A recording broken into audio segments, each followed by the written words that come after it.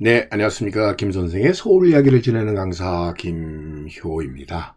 이번 시간에는 새로운 땅 신촌이란 제목으로 말씀을 좀 들어보도록 하겠습니다. 이 지도에서 보시는 것처럼 서울에는 많은 신촌들이 존재한다라고 하는 것을 우리가 확인을 해볼 수가 있겠는데요. 일반 명사 신촌이라고 하는 것은 새로 생긴 마을은 모두 이렇게 신촌이라고 불렀기 때문에 이렇게 많은 신촌들이 생겨났다라고 볼 수가 있겠는데요. 사실 이 농경지를 새롭게 개척을 해서 새로 생긴 마을이라든지 전쟁이나 재해를 입은 이주민들이 개척한 마을, 또 새로운 교통편에 의해서 생겨난 마을들이 다 이렇게 신촌이라고 붙여지다 보니까 사실 지명은 같을지 몰라도 그 유래는 대단히 다양하다라고 볼 수가 있겠고요. 새마을, 새말, 새터, 새터말, 신촌, 신리 등 다양한 이름들이 하나의 신촌이라고 하는 한자명으로 이렇게 공통적으로 쓰여지게 되어 불려졌다라고 보시면 되겠습니다. 이 조선 왕제의 도읍으로서 서울이 정해졌었던 1396년에는 한양 도성 내에 동서남북 중에 5부가 있었고요. 그와 더불어 그 이하에 52개의 방으로 이루어져 있었다라고 보시면 되겠는데요.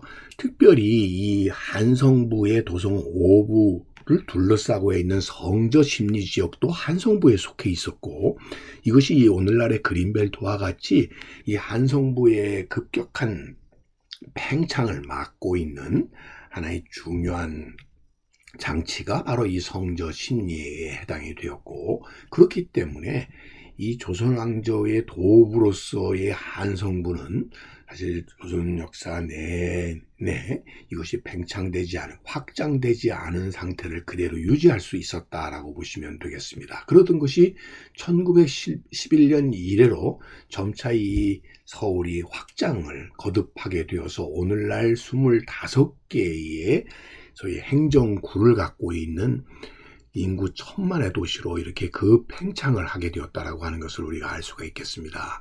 먼저 동쪽과 서쪽으로부터 시작을 해서 북쪽, 남쪽, 한강 남쪽으로 이렇게 점차 확장돼 나가게 되는데, 그러다 보니까 새로운 생긴 마을들이 속속 신촌이라고 불려지게 되었다고 보실 수 있겠습니다. 가장 먼저 나타나는 이러한 신촌이 형성되게 되는 계기가 되었던 것이 이 교통수단의 변화라고 볼 수가 있겠는데요.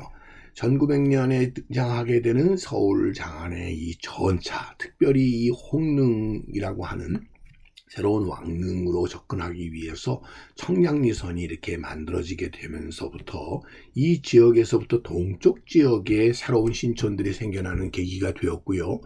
이것이 이런 홍릉선 외에 지금 보시는 것처럼 마포선이라든지 용산선, 의주선과 같이 전차 노선이 점차 확산되게 되는 것도 서울의 팽창의 중요한 원인이 되게 되었다고 볼 수가 있겠습니다. 두 번째로 들 수 있는 것이 바로 이 기차가 길이 되겠는데요.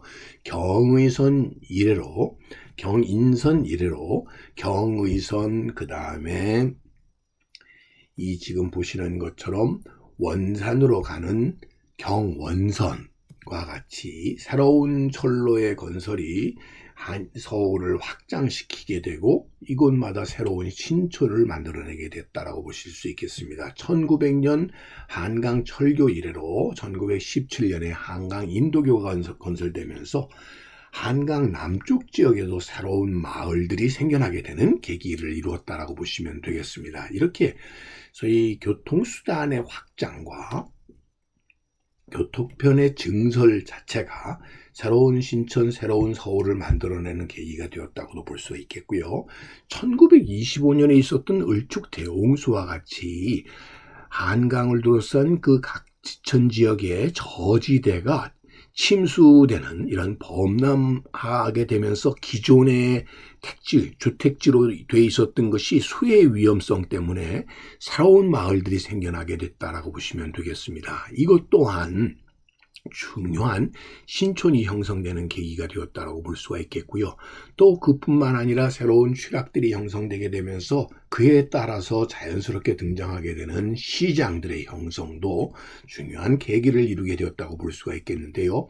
특히 서울의 동쪽 지역에서 서울 장안에 공급되었었던 채소의 공급 루트를 중심으로 해서 원래는 이 광장시장 일대에만 존재했었던 이 동대문 지역의 시장이 동대문 밖으로 확산이 되어서 장신동, 청량리, 왕십리과 같은 또 신설동 지역과 같은 곳곳에 공설시장들이 생겨나게 되면서 새로운 마을을 촉진시키는 계기가 되었다라고 보시면 되겠습니다. 그래서 흔히 한성부 동부의 7방 중에 숭신방, 인창방이라고 하는 것이 창신동으로 바뀌어 나가게 되고 동대문 밖에 하나의 중요한 시장을 형성하게 되는 계기가 이루어졌고요. 그래서 창신동이라고 하는 것이 나타나게 되었더니 그 밖으로는 새로 생긴 마을 신설동이 생겨나게 되는 것이죠.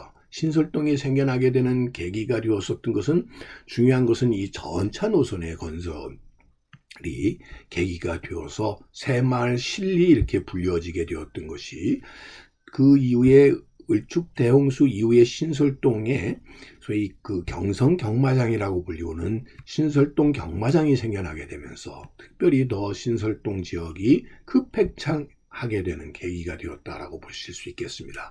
그 결과로 이 신설동이라고 하는 것이 교통상의 중요한 요지가 되게 되면서 그 동쪽으로 나아가는 그래서 나중에는 경춘선도 만들어지게 되고 경원선 구간, 중앙선 구간들이 동쪽에 건설이 되게 되면서 이 지역의 발전의 하나의 출발점이 되게 되는 것이 신설동이라고 볼 수가 있겠죠. 이런 급팽창 속에서 서울 속에서 여전히 시골을 의미했었던 리가 답심리, 왕십리, 청량리와 같은 지명에도 그대로 남게 된 것 또한 이런 급속한 팽창 과정 속에서 이 도시화되는 과정 속에서도 지명은 여전히 그 옛 지명이 그대로 고집되면서 나타나는 현상이었다고도 볼 수가 있겠습니다. 그래서 이런 신설동이라고 하는 것이 나타나는 것처럼 답심리, 왕십리, 청량리와 같은 것들이 새로운 마을, 새로운 신촌으로서 이렇게 자리 잡게 되면서 나타나기도 했었고요. 또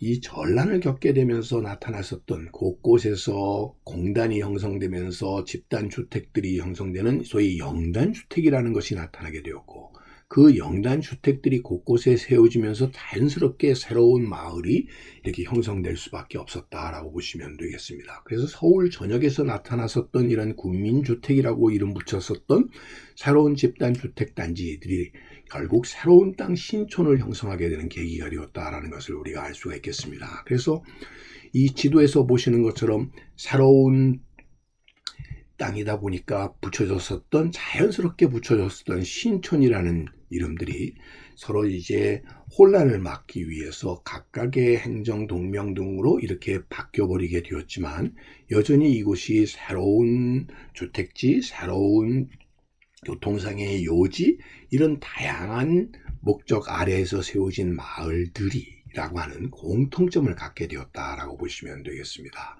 자, 서울의 급팽창 과정에서 나타났었던 새로운 땅 신촌에 대해서 오늘 알아봤습니다.